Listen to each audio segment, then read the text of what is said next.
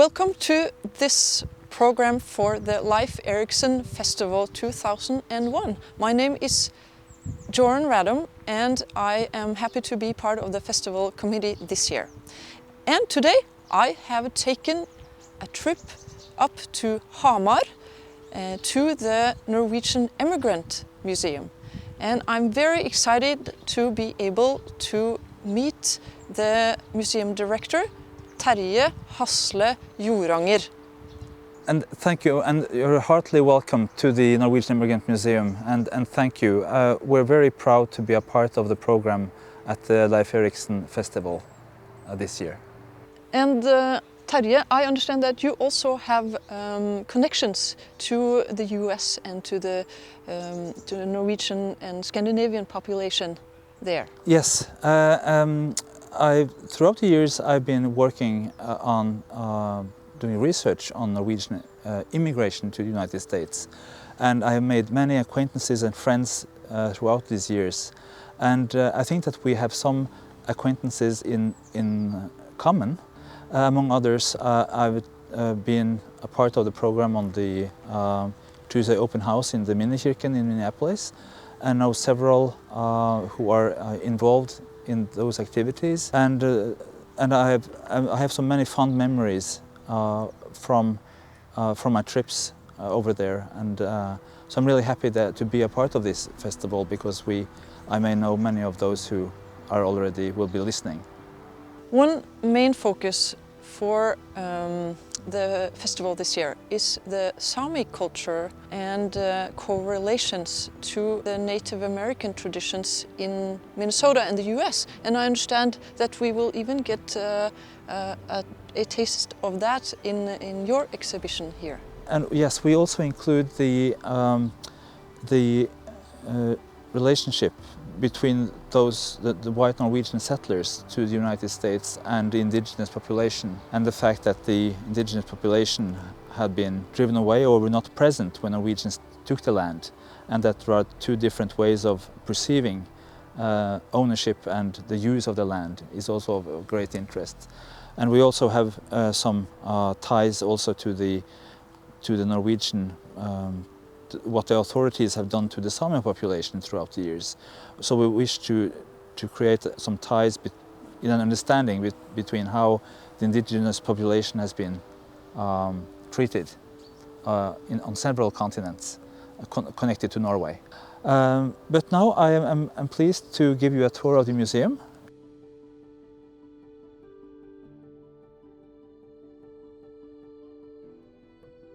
This museum has been here since the late 1990s, and it consists of 8 antique buildings which have been moved from the upper Midwest, from the states of Minnesota, Iowa, Wisconsin, North and South Dakota, and they form a permanent exhibit that is part of to show the immigrant experience.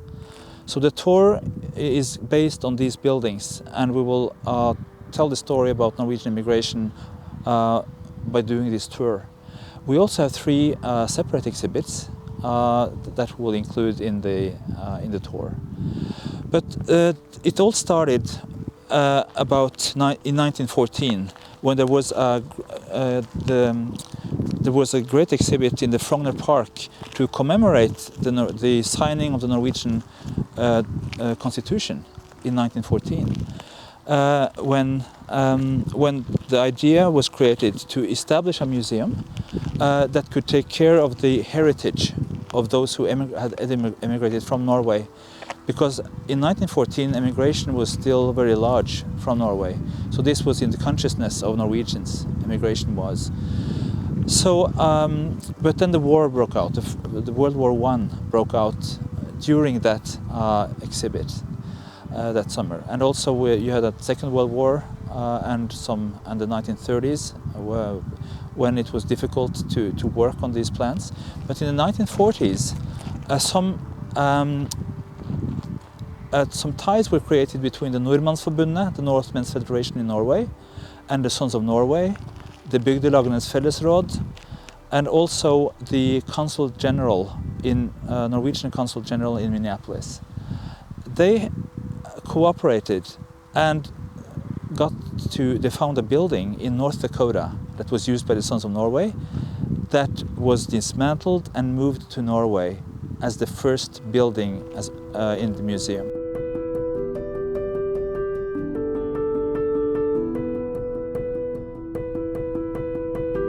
It was moved to the Norwegian Folk Museum in Oslo, where it was supposed to be a part of a 13-farm plan that should show regional variations in buildings in Norway. So the immigrant cabins should constitute one of these 13. It was moved in 1955, and this building behind us here became the Norwegian Immigrant Museum in 1955. Soon it was clear that there was not enough space at the museum because another building was moved as well from Minnesota. So it was decided that these buildings should be moved to a different location, to a new museum. Stavanger was one of the options, but Stavanger, because that was where the first direct immigration to the United States took place in 1925. But the climate in Stavanger is a coastal climate, and these buildings were built in a dry and drier climate in the upper Midwest. So Hedmarksmuseet, or Domkirkeodden in Hamar, received the buildings. Soon, in 1988, the Norwegian Immigrant Museum became an independent museum because we had been part of other museums before. And the buildings were then moved to a location near the Mjøsa Lake. Then in 1995, a big flood came, and the flood affected the buildings, so that we had to move the buildings to higher grounds. And this area where we are located now was an institutional area that was vacated at the time, and the buildings were moved here, where they are safe, and where we also had the chance to grow and to establish and to move other buildings. So that's the reason why we are here.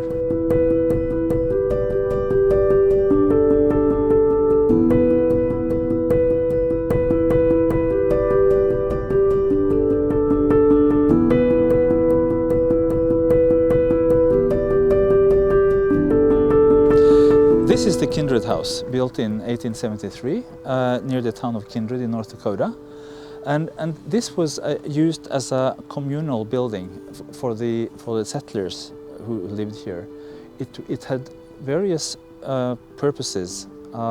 It was used as the first church, and as the first schoolhouse, as the first grocery store, and also as the first land office, because there was ample of land around here, so the deeds were signed here when you transferred land from the government to the local settlers. This is where the office was. Later, a new church was built in a separate location, a new school was built, but this was the very first building used for common purposes in the settlement. It later became a dwelling house where various families did live. And the first pastor in the area lived upstairs for a while. His name was Hellestvedt. And it was in use until the late 1920s, when it was sold to the Sons of Norway, who used it as a building for their organization before it was dismantled and moved to Norway.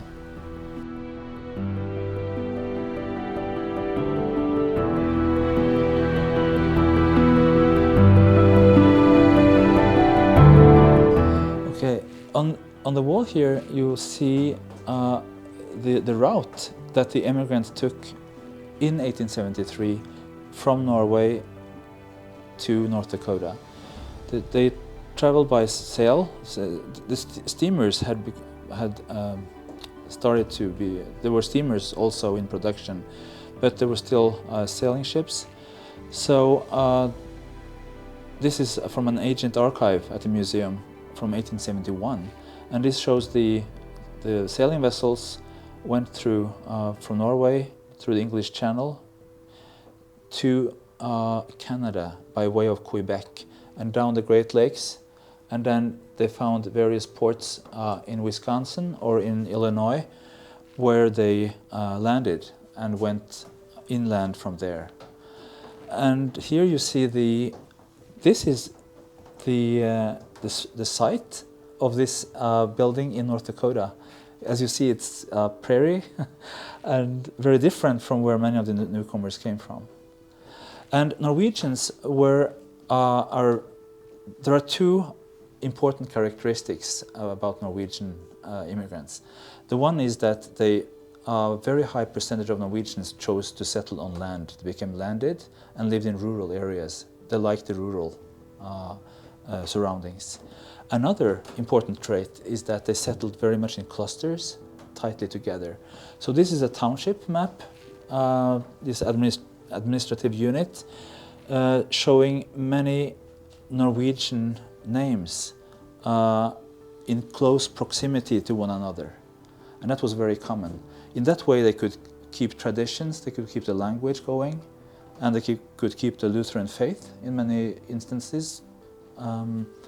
And you see they also chose to settle near a river because they could get water and also lumber for the building. And here is a deed signed by the US President, Grover Cleveland. He was not actually signer, but this is the deed of this property at the time. And it's federal land. This was a part of the Homestead Act in 1862 comprised this area. So larger lots of 160 acres were sold in this area. And we also may also think, if you look at this room, this was also the site, the site of the interior of sailing vessels, where the passengers were. So it's not very large, and you can imagine if the weather was bad, that they still all have to be in one room together, and there were children crying, and they were sick, but then finally they could go, upstairs when the storm was over. It's also important that we can think about slave ships that were at one time with a similar area, but that the slaves were chained together and did not have the same chance to walk around like the immigrants did. That was what we call forced migration. So it's kind of mind-boggling to think about these various types of transportation across the Atlantic Ocean. It puts things into perspective.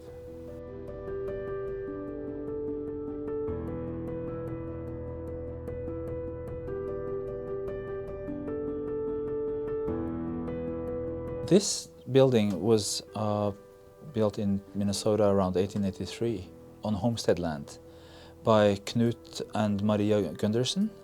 And Knut was from Krødsherad in former Buskerud county in Norway. And he and his wife raised several children in this one-room building. And this building was moved to the Immigrant Museum in 1963. It was donated by Knut's grandson, who then owned the farm. And the reason why this building was kept like it is that the Knut and Maria, they built another house because they had more children. So, and this was used as a summer kitchen because summers were so hot and in the Midwest. So for cooking purposes, it was easier to cook outside in this building.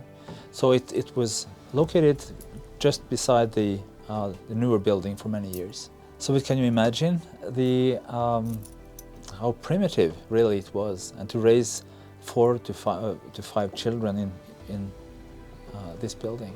But in many ways, by moving this building to Norway, it can also be preserved. We don't know the fate of these buildings if they had still been located in the US. So we're very thankful that we had a chance to do so.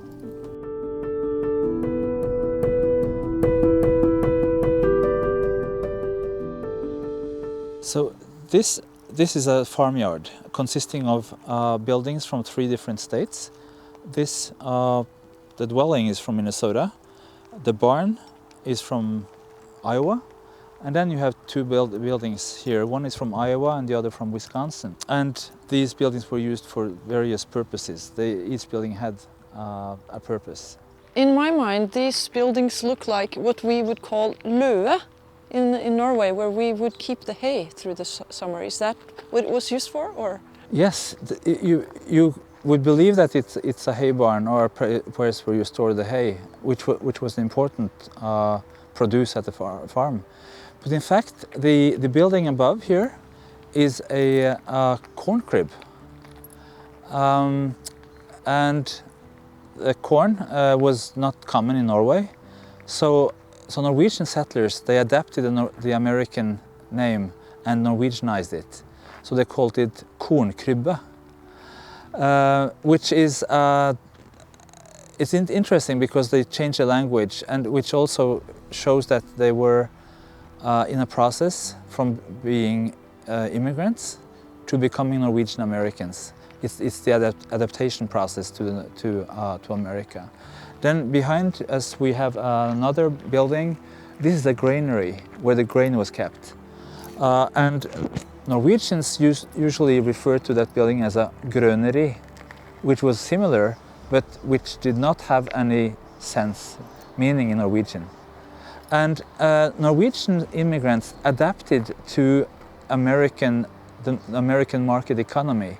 Many of them came from self-subsistence, where they lived off the produce from the farm. But in the US, the market was much more important. So cash crops, where you could sell your crops and receive cash directly, was more common. So it was not uncommon that Norwegians kept the grain for several months to ensure that the prices rose, so they will get more cash for the crops.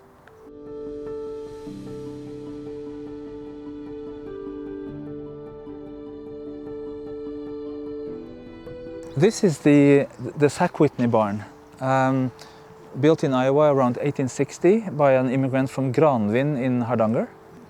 An addition was built later to the left, and the farm in the US is still in the same family. But we use it for exhibits. So the part to the right here is an exhibit about a Norwegian musher, his name is Leonard Seppala from Troms. And you see the dog here, that's his lead dog Togo. Because Seppala he emigrated in 1900 from Norway because he wanted to become a gold digger in Alaska. Several of his friends had left before him, but then soon he started to realize that his interest was more in sports and in mushers, as a hundekjøring with dog sleds. So he started to compete and became a very good sportsman, and had many trophies. In 1925, diphtheria broke out in the town of Nome in Alaska, where he lived, and children got sick. This was in January, so they had to find a serum that could be transported. There were no roads, no airplanes, no trains, so mushers were called in to organize a race where they transported the serum from the closest railway station to Nome. And Seppala and Togo, the lead dog, they had the largest of these stages, more than 1,000 kilometers over an ocean that was with ice. So, but Togo was not the dog who transported the last stage. That was there was a dog called Balto that transported the serum, and Balto got became all the fame. Balto had a statue erected in New York, Central Park. He had books, and movies, but Togo was forgotten. So this is a way to show that Togo also deserves a place in the Norwegian-American history. And in here, you also, in the exhibit, you also will see that Roald Amundsen, the polar explorer, also knew Seppala. But Seppala and Roald Amundsen were only on the same, had the same status in the snow, because Roald Amundsen felt superior, because Seppala was, his father was of Finnish descent, was what we call the Kven in Norway, and the Kvens were not considered to be pure Norwegians. His mother was Norwegian, but the Kvens were marginalized. So in the United States, Leonard Seppala, he dressed in the Inuit costume, and he felt more at ease with the Inuits than the white Americans. So it's important. So we also see here that a group of people, the Kvens, were also looked down upon in Norway, and we see also the same with the Inuits in the United States. They were on the lower echelons of this racial society, racial hierarchy in the United States. To be white, to be Norwegian, and also to be Protestant was a way to get access to the American middle class.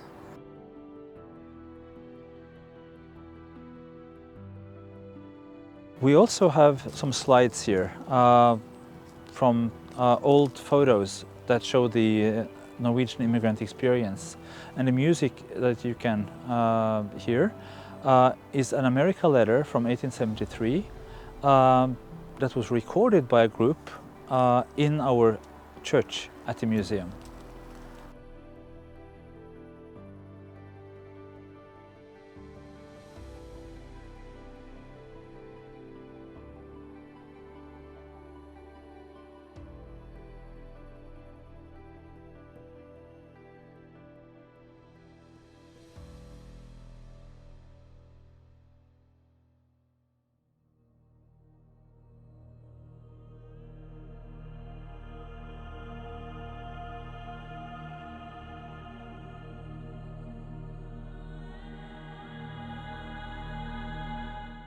We have now left the first generation buildings that were built by the first generation of Norwegian immigrants. And now we're on the way to the buildings built by the second generation. But this statue is also a part of the museum exhibit. This is called the Handcart Pioneers, and it shows a marginalized group, a religious group, namely the Mormons, the Jesus Christ Church of the Latter-day Saints. About 5,000 Norwegian immigrants belong to that faith, and this also symbolizes the religious immigration, immigration for religious purposes. And we can go back to 1825 with the Restoration, when Quaker and Haugean sympathizers. Hauge was a lay minister, lay preacher in Norway, and a part in a way of the state church, but yet marginalized by the authoritarian state church. And the Handcart Pioneers, this is a statue. The original is standing in Salt Lake City in Utah. It's made by Torleif Knapphus from Vats in Rogaland, a Norwegian who adhered to that faith. And it tells about the hardships of the migrants who were persecuted when they were living in Missouri and in the Midwest. They were persecuted, their leader was assassinated, and they did not feel safe. So a way to escape and to form their own land, their own territory, was found in Utah. So this tells about the handcart. They walked from the Midwest to Utah with all their belongings. And it also may also symbolize the hardships when you come to a new country to start from the beginning.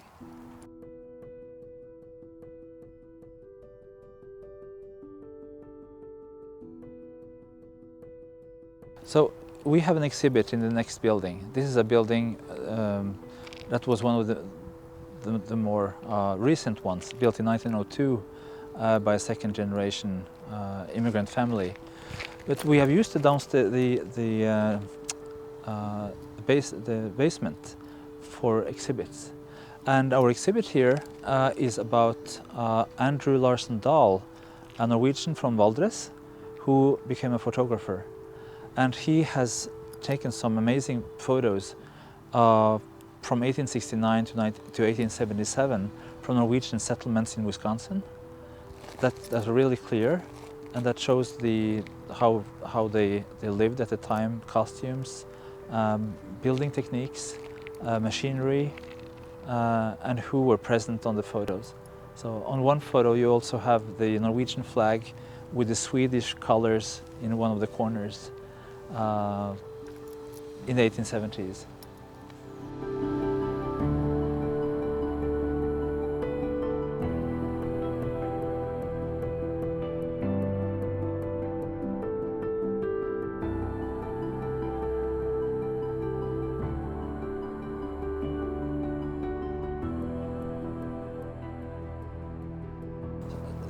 This building is what we call the Bjørgo house, built in 1902. And the first family that lived here was named Ingvaldsen. So the name of our cafe, which is in this building, is called the Ingvaldsen's Cafe. Mr. Ingvaldsen was an immigrant from Hemsedal in Hallingdal, Norway. And he lived here for a number of years. In 1916, the Bjørgo family, originally from the Norwegian west coast, moved in here. And this family lived here until the late 1970s. We received the building some time ago, and we built it in 2017, and we used it as a cafe. And we also have used it for various other purposes, like thematic evenings with talks. It's kind of a cozy atmosphere in there, so it's part of our strategy of using the buildings actively. And it also shows the change from the first generation building to a second generation building. In first generation buildings you may see an ethnic architecture or ethnic building styles. But with this building you can see that this is a very common American frame house. And the transportation of materials on the train made these buildings look similar, because you had a mass transportation of materials. So they all buildings looked alike, and you could not discern any ethnic traits in them. But you see the size, the Gundersen cabin, you see the big size of this building as compared to that, the cabin.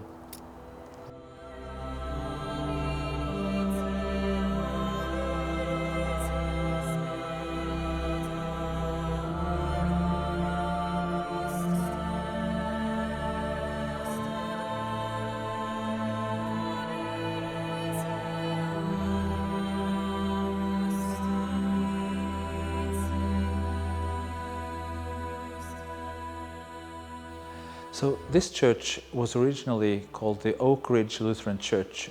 It was located in Houston County, Minnesota, close to the town of Spring Grove, which is an ethnic Norwegian town in the very southeastern corner of the state. It was built in 1896, and it was organized by families that were living in the outskirts of the Norwegian settlement because they had so far to travel to the main church. So they built this church, organized it, and different from Norway is that the congregations organized the building of the church themselves. They paid for the salary of the pastor. They had to send out a letter of call to a pastor. In Norway, the state church, in a state church, the pastors were paid by the state. So the congregations in the United States had more power in a way. And in fact, women were an important force in congregations because they had bazaars and organized to get income to the church functions. And different from Norway, the churches in the United States were not only prayer houses, but also places where you could gather with social functions. So it was the hub of the community. So we had Kvinneforening, Ladies Aid, Ungdomsforening, youth societies, choirs, and various activities that took place here. This is where many younger people fell in love and married also. Here is where you could exchange, you could sell land to another parishioner. So this was more than just the church.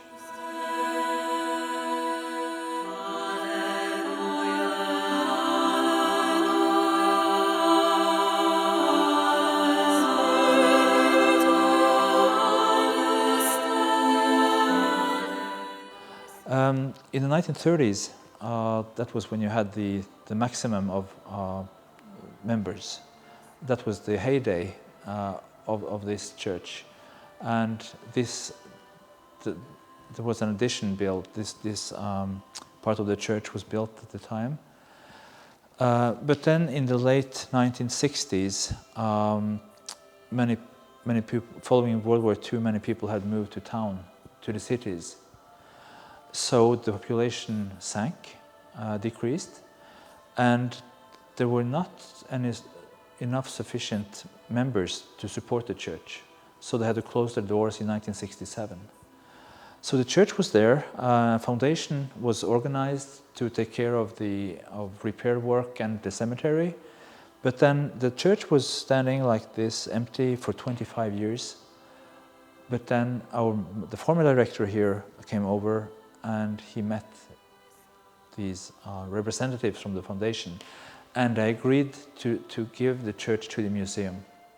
They gave an additional amount to support the rebuilding of the church. So the church was rebuilt here. It was reconsecrated. It was by the Vice Bishop of Hamar in 2002, and the Norwegian ambassador to the United States, Knut Vollebæk, held the inauguration speech.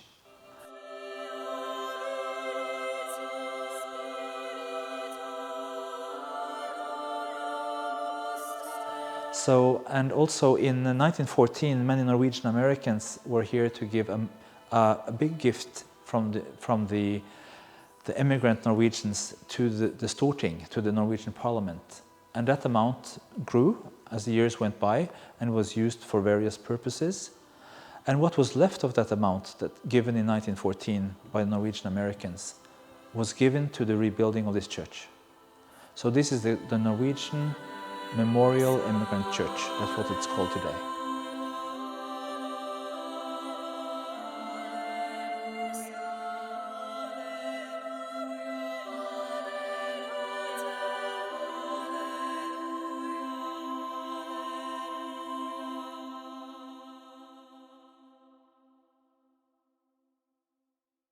In the 1920s, more and more services started to be held in English. And an important reason is World War I. In 1917, the United States joined the war.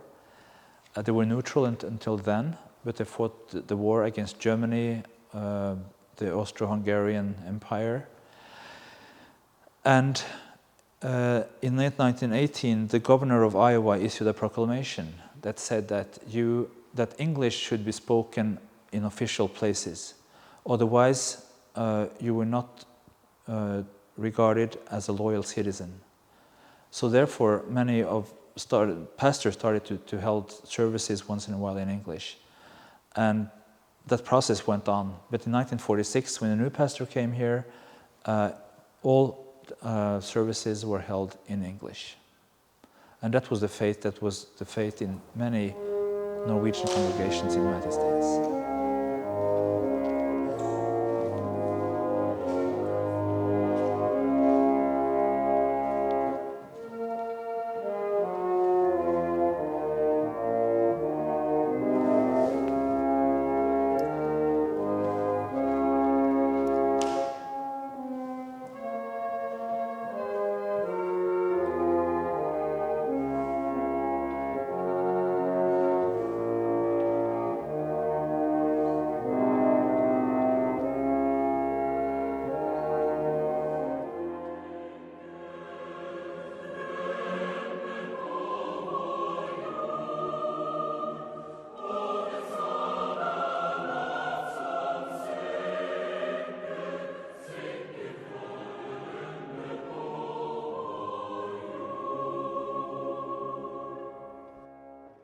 So this church is very beautiful.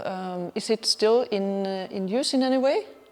Yes, the church is in use, and it's used by the local congregation here in Ottestad, sometimes every year, for their own services. And we also have held 90 weddings and baptisms here since the inauguration in 2002. And we have a symphonic orchestra that has played here for at least 10 years. And the music that you listen to with the old photos and on the slides that you listen to, that CD is recorded in this building. So it has a good acoustic. And every December, the local pastor comes here and has the kindergartens around here. He assembled the kindergartens here to tell the gospel. So it's still in use. And as we don't have any large amphitheater on the museum, we use this as our gathering place for larger crowds.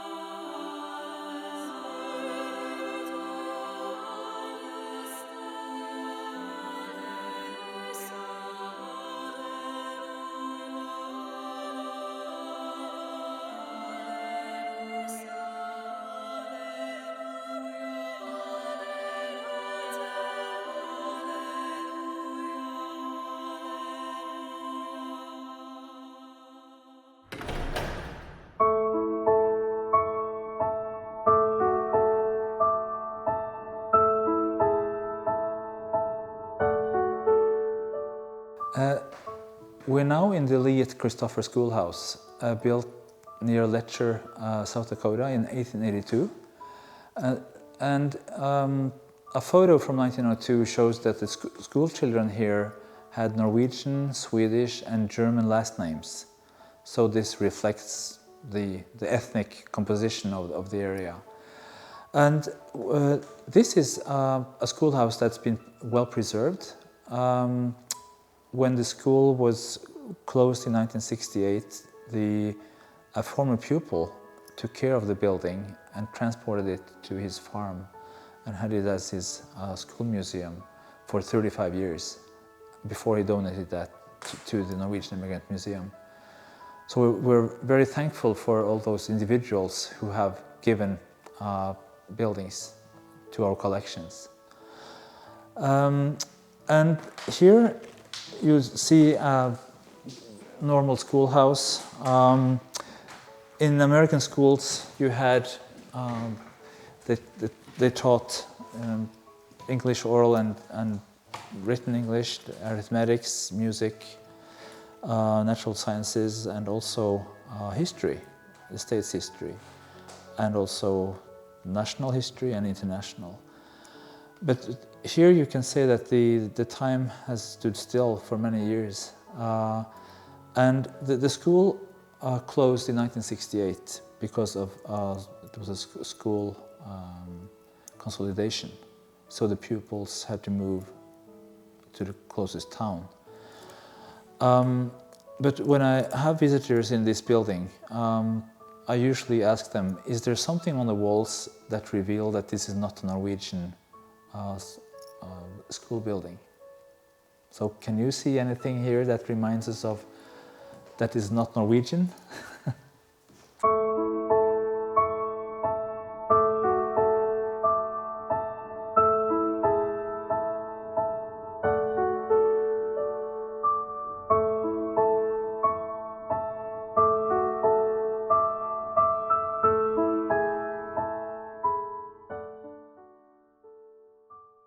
And I think also the capital letters in handwriting is different. Yes. From the style that we use here. Right, So right. that's Yes, yes. And also the second illustration that you see down there See the Declaration of Independence, which is also a uniting document. And it says that all men are created equal. And I usually ask, were all people equal in the British colonies in 1776?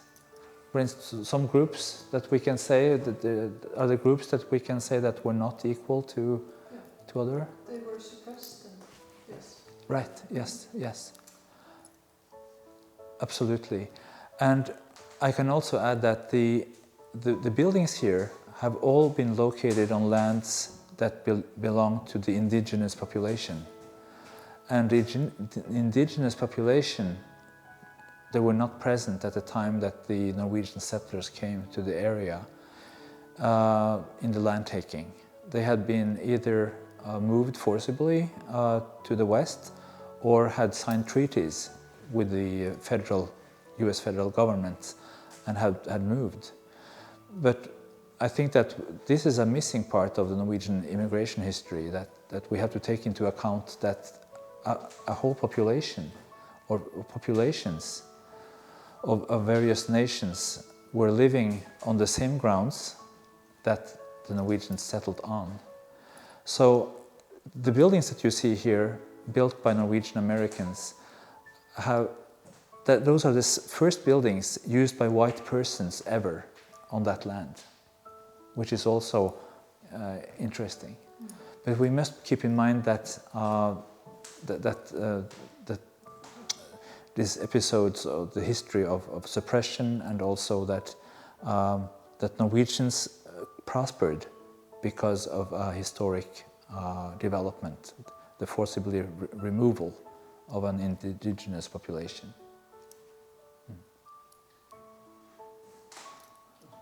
So you're saying that the Norwegian settlers they settled on land that the indigenous people considered their land. Would you say that this has similarities to what happened in Norway with the Sami population? Yes, there are similarities, and the perception of the status of the land is very different from indigenous culture and to Norwegian ethnic culture. Ethnic Norwegians consider land as a sign of wealth and status, that to own land gave status in society. But both Indian Americans and also the Sami population, the indigenous population, regarded land as a communal, that's something that was owned in common, and did not have that ownership in mind. They used the land and lived off the land. So you see some similarities here. When Native Americans were removed from their land in the United States, the US federal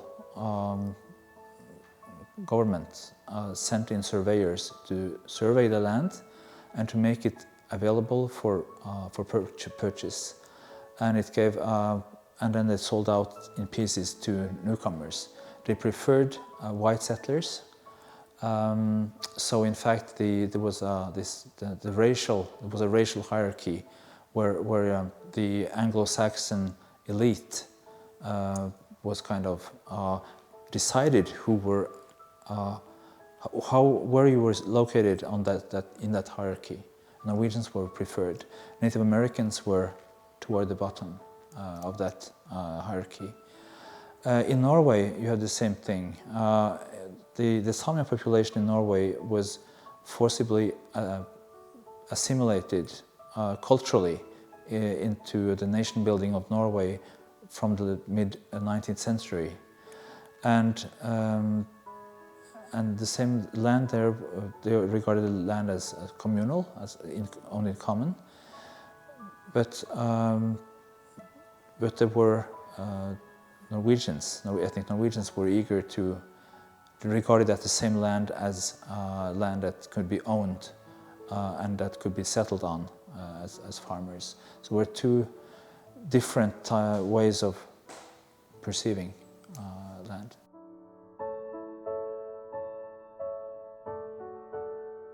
Here we have the guide at the museum, Anna, and you will then say a few words about this new exhibit at the Norwegian Immigrant Museum. I'm the guide during the summers. I will tell you a little bit about this exhibition inside.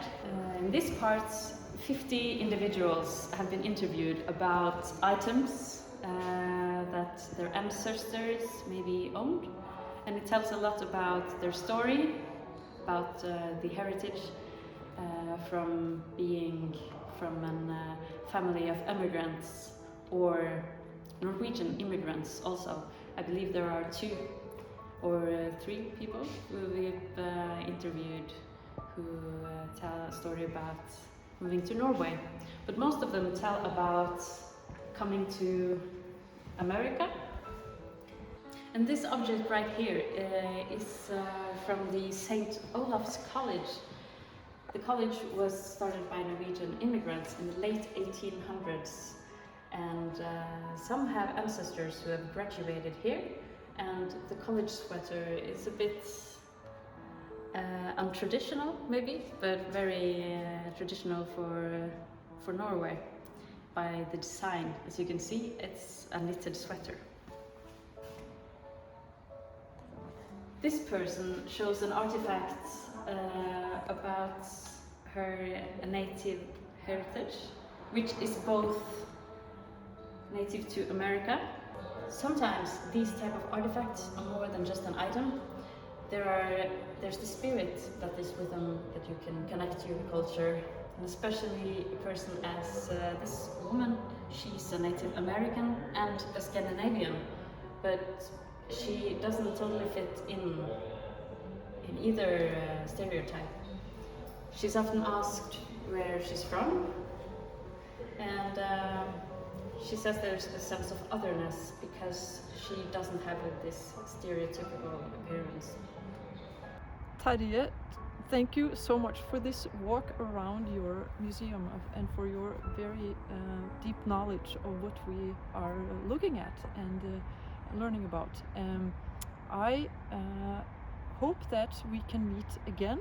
We might meet here, or we might even meet over in Minnesota, and maybe you will meet some of you who are viewing this program.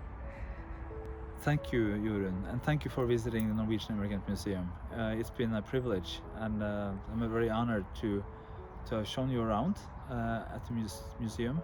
The museum has strong ties to the Norwegian American community and communities, and we very much want to keep that tie very strong. And thank you, and we hope that you enjoyed the museum and that you wish to visit us. I will also add that in 2025 there will be a bicentennial commemoration of Norwegian immigration to America, and we have taken an initiative nationally in Norway, and we cooperate to organize activities, and we also cooperate with institutions in the United States. So I'm very glad that we could have this tour and to be a part of the festival. Thank you.